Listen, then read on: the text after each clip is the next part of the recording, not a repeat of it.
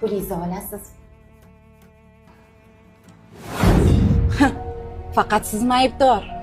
Manchi, kelayotgan har bir homilador ayollarni qorningizdagi bolangiz nogiron, ichingizda o'lib qolgan deb oldingizga jo'natayotganman-ku.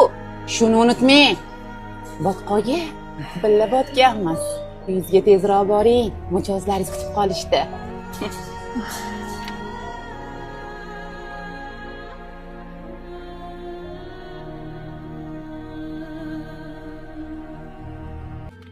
Opa, xulosani beraman devdingiz.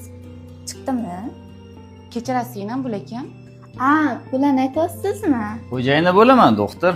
Unda sizga ayta qolaman, ayolingizni homilasi 7 haftali, lekin rivojlanishdan to'xtagan. Yuragi ham slabiy uryapti. Buni zudlik bilan abort qildirishingiz kerak. Doktor, adashmayapsizmi? Ukam, 15 yildan beri shu sohada ishlayman. Hech qachon adashmaganman.